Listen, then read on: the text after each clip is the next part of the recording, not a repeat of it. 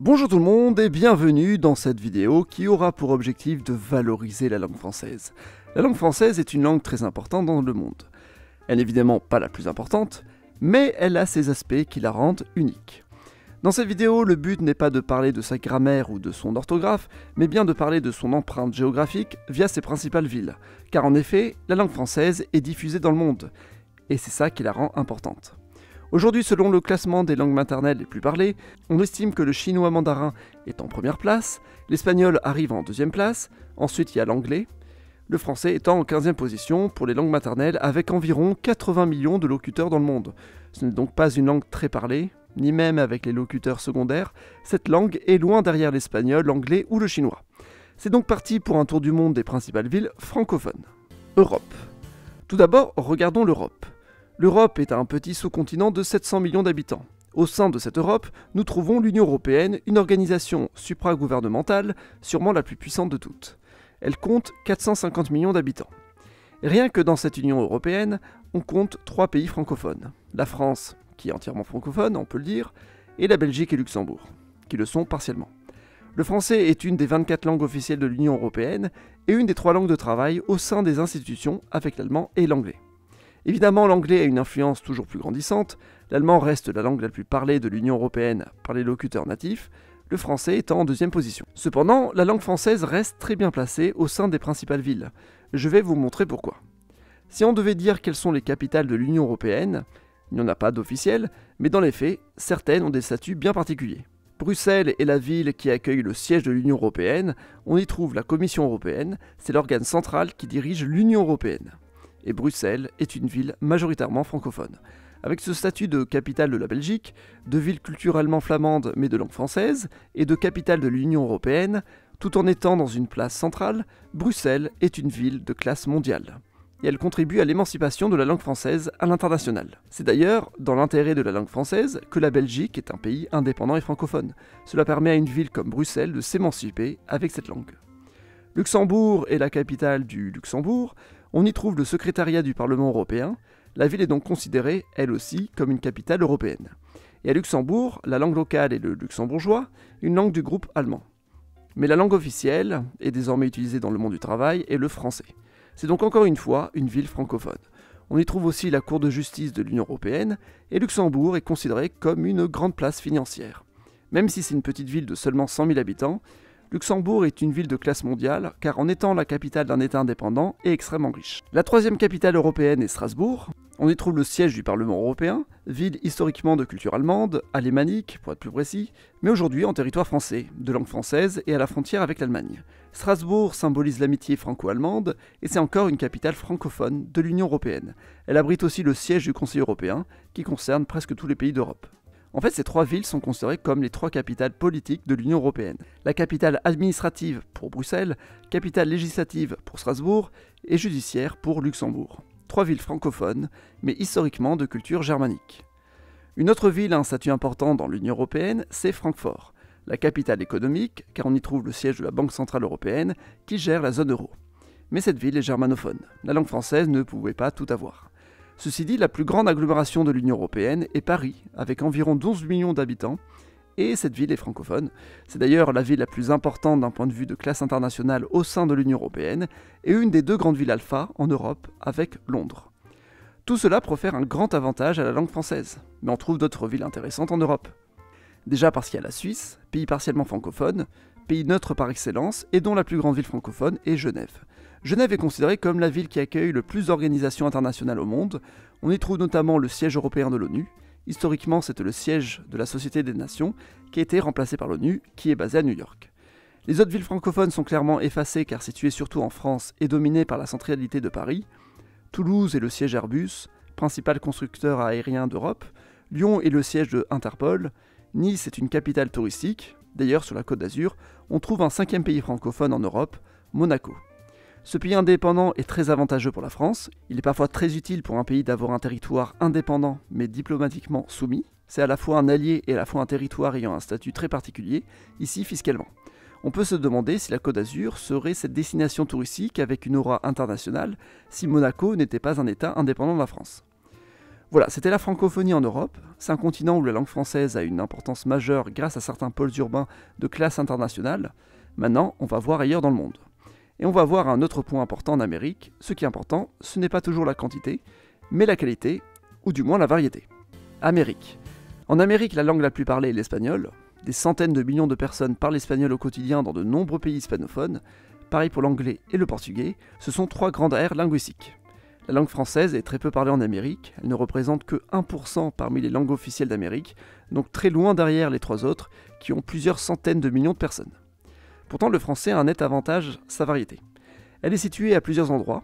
Tout d'abord, nous avons le Québec, petite province de 8 millions de francophones, unique territoire entièrement francophone dans l'ensemble États-Unis-Canada, Montréal avec 4 millions d'habitants dans son agglomération, est la seule métropole millionnaire de langue française en Amérique du Nord. Alors que toutes les autres aux États-Unis et Canada sont anglophones, et on les compte par dizaines, il est clair que l'anglais est bien plus avantagé dans cette grande région. Mais Montréal a ce statut unique, d'être l'unique métropole de langue française, d'être une ville tournée vers l'international et d'être une sorte de pont entre le monde américain anglo-saxon et le monde européen. C'est un laboratoire en Amérique, et cela lui confère une dynamique unique.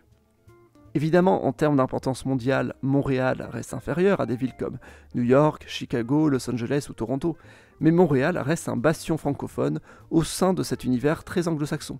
Et ça, c'est unique. On peut se poser une question. Vaut-il mieux pour la langue française que le Québec soit un État indépendant ou qu'il reste au sein du Canada? Les deux ont leurs avantages et inconvénients. Avec un Québec indépendant, le Québec deviendrait un véritable représentant de lui-même, un pays francophone d'Amérique reconnu et célèbre. Au sein du Canada, il reste plutôt discret, mais il permet aussi à la langue française de s'émanciper au sein de cette fédération anglo-saxonne. Ailleurs en Amérique, la langue française est présente dans les Antilles et en Amérique du Sud. Dans les Antilles, c'est à la fois via un État indépendant, Haïti, et à la fois via des territoires ultramarins appartenant à la France, notamment la Guadeloupe et la Martinique. Ces territoires sont en réalité très tournés vers la France. Depuis les années 2010, les deux territoires sont membres de l'Organisation des États de la Caraïbe orientale en tant qu'État associé. Cette organisation existe depuis les années 80. La Guyane, territoire français là aussi, n'a pas vraiment de statut diplomatique sur place. En fait, ces trois territoires sont officiellement des collectivités françaises avec les mêmes statuts qu'en France métropolitaine, leur empêchant d'avoir une autonomie et pouvoir se tourner vers leur environnement. À Kourou en Guyane, on trouve la base de lancement de l'Agence spatiale européenne, une des plus importantes au monde.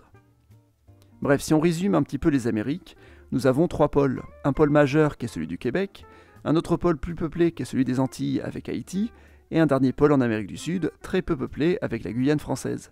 Au total, c'est très peu d'habitants, certes, mais une très grande variété. Afrique.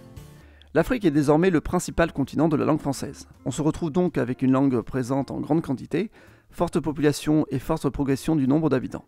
La langue française est présente dans plusieurs régions. Tout d'abord, il y a le Maghreb, Maroc, Algérie, Tunisie et même Mauritanie sont des pays de langue arabe où le français est une langue administrative. Elle est ensuite présente en Afrique subsaharienne, en particulier en Afrique de l'Ouest et en Afrique centrale. Ailleurs sur le continent, la langue est plutôt absente, enfin, elle est présente aussi dans l'océan Indien.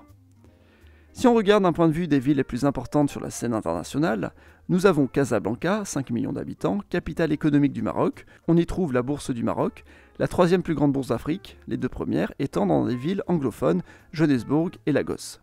Que ce soit l'anglais ou le français, ce sont des langues administratives issues de la colonisation et qui coexistent avec de nombreuses langues locales.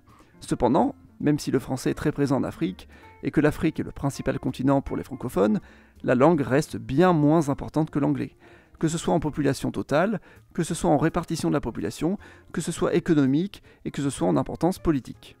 Par exemple, le principal siège de l'ONU en Afrique est situé à Nairobi, ville anglophone, et la plus grande agglomération d'Afrique est Lagos, ville anglophone, et Johannesburg peut être vue comme la capitale économique d'Afrique, ville anglophone là aussi.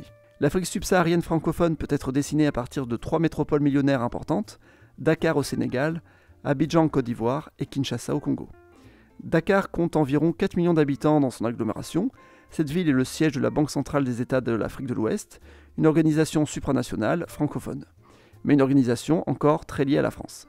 C'est un des problèmes de la francophonie en Afrique, c'est que la France est encore trop présente. Abidjan est une agglomération de 6 millions d'habitants, c'est la capitale économique de la Côte d'Ivoire, et aussi, non officiellement, sa capitale politique.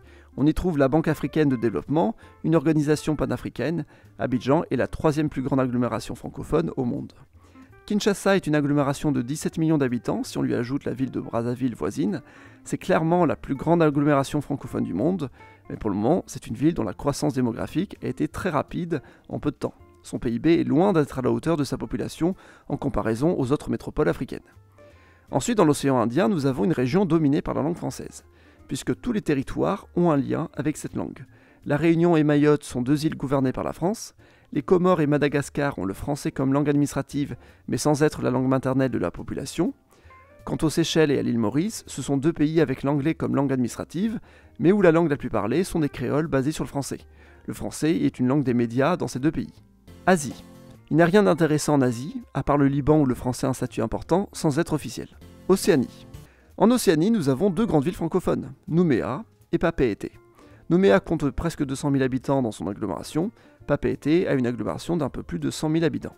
Deux villes francophones appartenant directement à la France d'outre-mer, mais deux villes radicalement différentes par leur communauté. Nouméa, ville peuplée de descendants d'Européens et de Mélanésiens, Papeete, peuplée de Polynésiens principalement. Nouméa est le siège de la Communauté du Pacifique, une organisation qui regroupe de nombreux pays et territoires d'Océanie. Cependant, il existe une autre organisation continentale, plus active, qui est le Forum des îles du Pacifique, et cette dernière a Suva comme capitale. Conclusion. Il existe donc un réseau de villes francophones autour du monde qui permettent l'émancipation de la langue française. Et c'est leur diversité, leur éloignement dans des régions très différentes, qui leur permettent d'avoir leur niveau d'influence. C'est la désunion de la langue française qui en fait sa force. Et même si elle est beaucoup moins parlée que le chinois mandarin, vu que le chinois mandarin n'est présent de manière officielle que dans une seule région du monde, la langue française arrive à être présente avec quelques points majeurs sur une carte, et à obtenir un statut plus important dans de nombreuses situations. Ceci dit, je voudrais faire une remarque très importante sur l'importance de la spatialité. En effet, aujourd'hui, on considère la langue anglaise comme une langue majeure et internationale, et c'est surtout parce que cette langue apparaît comme une langue diffuse dans le monde entier. Mais en réalité, plus de la moitié des locuteurs natifs de l'anglais vivent dans un seul pays, les États-Unis. Et les locuteurs de langue maternelle sont moins nombreux que les hispanophones ou les sinophones. En résumé, c'est la spatialité qui confère un avantage à une langue, plus que son nombre de locuteurs. Merci d'avoir regardé cette vidéo, je vous invite à vous abonner et mettre un pouce bleu si la vidéo vous a plu, et à la prochaine!